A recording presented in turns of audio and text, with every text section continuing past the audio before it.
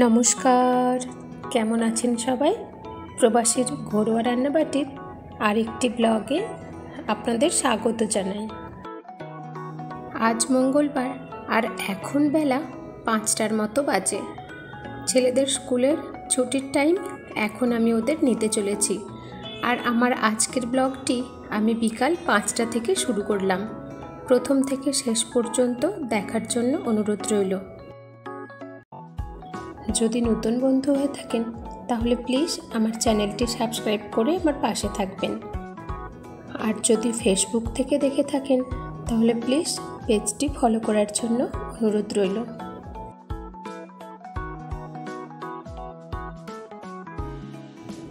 আমি স্কুলে পৌঁছে গিয়েছি। বড় ছেলের এক্সট্রা ক্লাস, তাই জন্য ওর 6টা 20-তে ছুটি হবে, আর ছোট ছেলের 5টা 30-এ ছুটি হয়।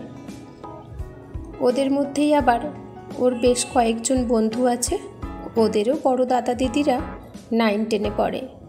তাই জন্য ওই কজন বন্ধু মিলে ওরা এখন বেশ বিকালের দিকটা ভালো খেলার সুযোগ পায়।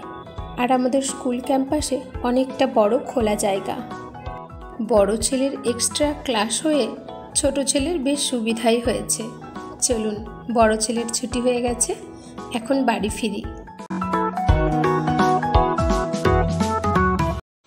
বিল্ডিংয়ের গেটের মুখে 2 ছেলেকে বললাম বাড়ি চলে যা, চলুন আজ একটু মঙ্গলের হাটে যাব।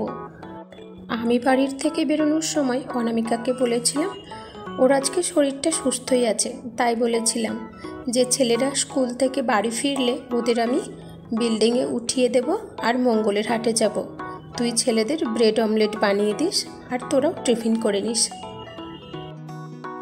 আর বেশিরভাগ দিনই সন্ধ্যের সময় ছেলেরা দাদার কাছে পড়ে নেয়।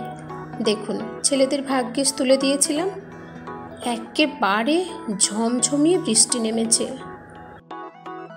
আজ মঙ্গলের হাটে 2 বোনে বেরিয়েছি। গণেশ পুজো এসেই গেল, আর মহারাষ্ট্রে প্রায় প্রত্যেক বাড়িতেই গণপতি বাপ্পা আসেন। সেই উদ্দেশ্যেই দোকানগুলোতে ভারী সুন্দর ফুলের হার ঝুলিয়েছে। দেখুন, এগুলো প্লাস্টিকের ফুলের হার, দেখতে বেশ সুন্দর লাগে।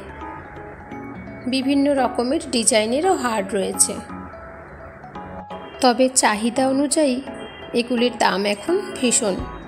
অনেকেই অবশ্য এমনি ঘর সাজানোর জন্য নিয়ে যান। থামুন, আমাদের দিবার মধ্যে সবচেয়ে বড় যেই গণপতি বাপ্পার মণ্ডপটি হয়, মণ্ডপটি এখন প্রস্তুতির কাজ চলছে। চলুন, মণ্ডপের বাইরের গেটটা দেখলেন তো, এখনও অনেক আনকমপ্লিট। ভেতরটা একটু ঢুকে দেখি চলুন। মণ্ডপের গেটের থেকে অনেকটা ভেতরে গিয়ে ঠাকুরের মূর্তি বসানো হয়। এই দেখুন, দেওয়ালগুলো ভারী সুন্দর করছে, তাই না? থার্মোকলের কাটিংয়ের, কিন্তু দেখে যেন মনে হচ্ছে অরিজিনাল ইট পাথরের তৈরি। আর ওই যে দেখুন, কি বিশাল এক মহাদেবের মূর্তি বসানো হচ্ছে। এই মণ্ডপটিতে প্রত্যেক বছর ভারী সুন্দর করে ডেকোরেট করা হয়। চলুন এখন চলে যাই, বোন বাইরে ওয়েট করছে। যখন মণ্ডপটি কমপ্লিট হয়ে যাবে, গণপতি দর্শনে এসে তখন না হয় ভালো করে আপনাদের দেখাবো। দেখুন, মঙ্গলের হাটের অবস্থা দেখেছেন, তাও এই বৃষ্টি আর কাদার মধ্যে। তবে আজ যে হাটের এই অবস্থা হবে বা এই রূপ হবে, সেটা আমি প্রথম থেকেই আন্দাজ করেছিলাম। কেননা গাঁটে গোনা মাত্র আর কয়েকটা দিন পড়ে আছে গণেশ পুজোর। আর আপনারা তো জানেনই যে মহারাষ্ট্রে গণেশ পুজোটাই হচ্ছে মেন উৎসব। তাছাড়া আরও অনেক উৎসব মানানো হয়, ঠিকই কথা। যেমন আমরা ওয়েস্ট বেঙ্গলের বাঙালিরা দুর্গা পুজোটা আমাদের বড় পুজো হিসাবে দেখি, এখানে ওনারা গণেশ পুজোটা ওনাদের বড় পুজো হিসাবে দেখেন।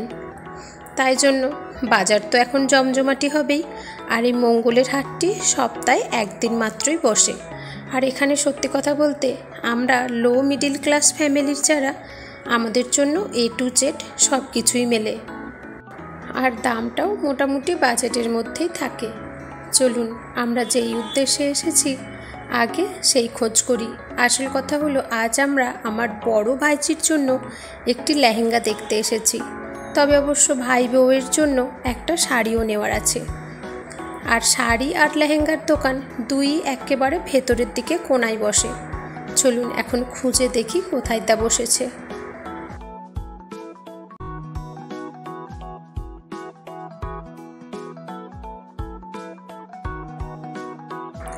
টপগুলো দেখেছেন, ভারী সুন্দর।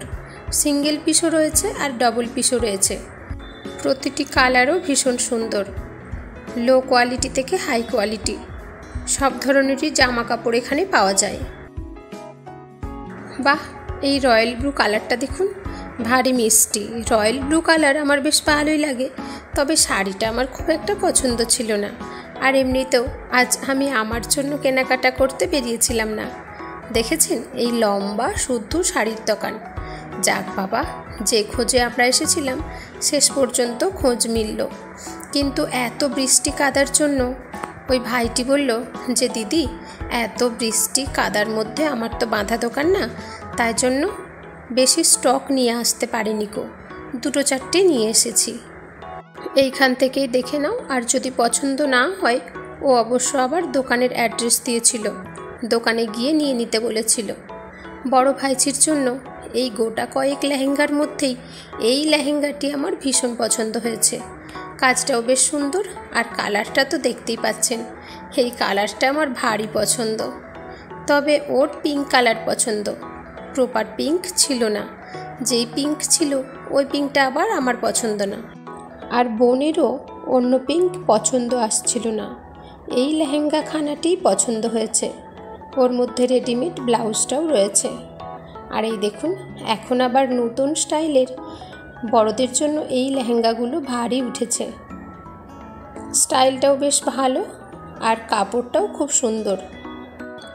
যেমন ভালোভাবে কোনো ভালো জায়গাতে পরে যাওয়া যাবে, আর সেই রকম রাফ ইউজও করা যাবে, মানে ওই সারাদিনের প্রোগ্রাম থাকলে তখনও পরা যাবে।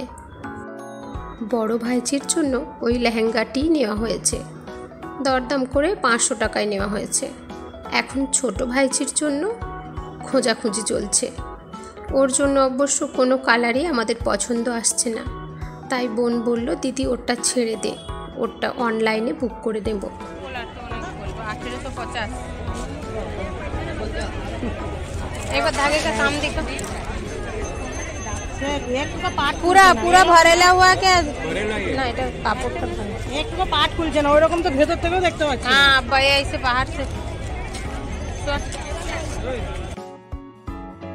চলুন এখন ভাই বউয়ের জন্য একটি শাড়ি পছন্দ করি।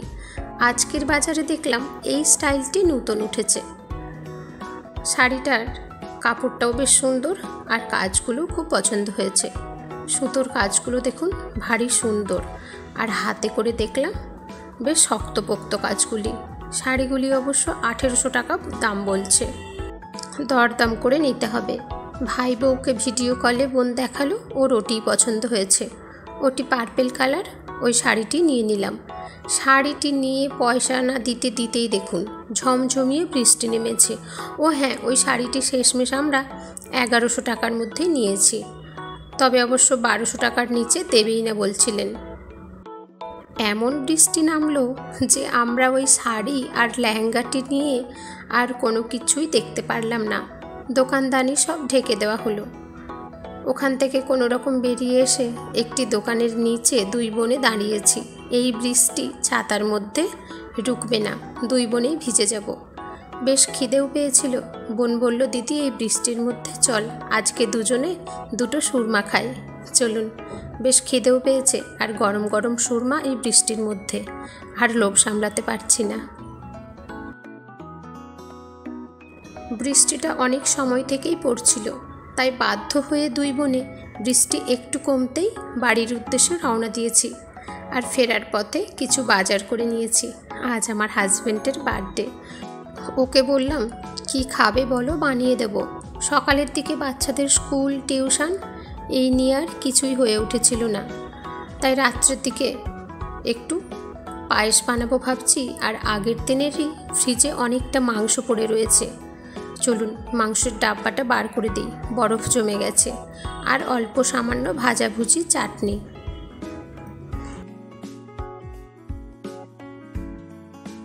আর এইখানে দেখুন আমার ছোট ছেলে, ও ও দাদার কাছে বেশ মজা করে পড়ে। যে কদিন দাদা থাকে আমায়ও পড়াতে দেয় না, কিংবা নিজে একা একাও করতে চায় না। মেশোকে ছাড়া যেন ওর চলে না। বাজার থেকে বাড়ি ফিরতে বেশ রাত হয়েছিল। এদিকে তাড়াহুড়ো করে রান্না না সারলে ছেলেদের খেতে অনেকটা রাত্রির হয়ে যায়, আর সকালে ওরা উঠতে পারে না। চলুন রান্না বান্না তাড়াতাড়ি সেরে নিই। জোগাড় যন্ত্র করেই ফেলেছি। চিকেনটা আজ একটু গ্রেভি বানাবো বেশি করে, তাই জন্য একটু বেশি করে পেঁয়াজ, ক্যাপসিকাম আর টমেটো নিয়েছি। 5 রকমের ভাজাভুজি করব, একটু চাটনি। আর ফ্রিজে পাপলেট মাছ ছিল, 3টে পাপলেট মাছ বার করেছি ভাজার জন্য। চলুন রান্না বান্না তাড়াতাড়ি সেরে নিই। ওদিকে ভাত বসিয়েছি আর একদিকে পায়েসটা। ভাত এবং পায়েসটা হয়ে গেলে 3টি ওভেন একসঙ্গে চালু করে তাড়াহুড়ো করে সব সেরে নিতে হবে। আজ আবারও ফোন করেছিল যে একটু তাড়াতাড়ি বাড়ি চলে আসবে, তাহলে আজ রাত্রের খাওয়া দাওয়াটা সবাই একসঙ্গে সারবো।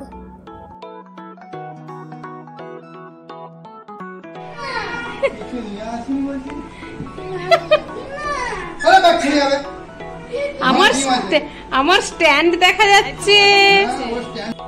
কি নিয়ে এসেছে বাবা? নিচে রেখে খোল, নিচে নিচে। ও বাড়ি ফিরেছে, আজ অনেকটা তাড়াতাড়ি বাড়ি ফিরেছে। ওই যে চেরিগুলো নিয়ে এসেছিলাম, বেশ কিছু চেরি খাওয়া হয়েছে, আর কিছু চেরি ধুয়ে ডাব্বার মধ্যে ফ্রিজে ভরে রাখি। যখন তখন সবাই বার করে খেয়ে নেবে, শেষ হয়ে যাবে। স্যালাড কাটা হয়ে গেছে, ভাজাভুজি, চাটনি সব কমপ্লিট। চিকেনটাও প্রায় হয়েই এসেছে।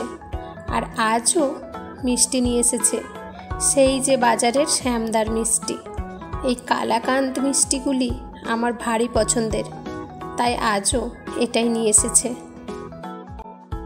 চলুন রান্না বান্না সব কমপ্লিট, আমি প্লেট সাজিয়ে দিই।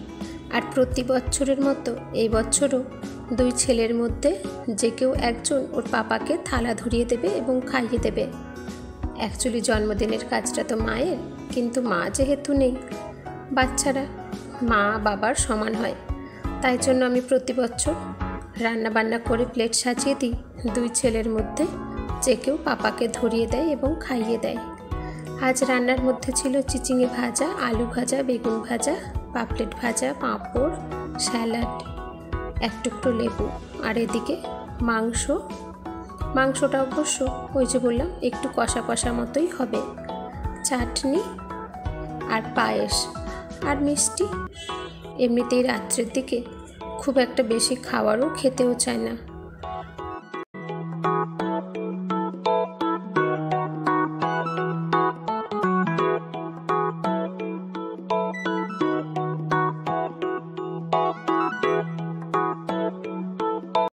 বাবার জন্মদিনে বাবাকে থালাটা আগিয়ে দেওয়া কিংবা বাবাকে খাইয়ে দেওয়া, এটি আমার শাশুড়ি মায়েরই নির্দেশ।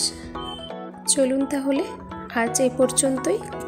আপনাদের সঙ্গে আবারও দেখা হচ্ছে একটি নতুন ব্লগ নিয়ে। এতটা সময় আমার সঙ্গে থাকার জন্য অনেক ধন্যবাদ জানাই। সবাই ভালো থাকবেন, সুস্থ থাকবেন। শুভরাত্রি।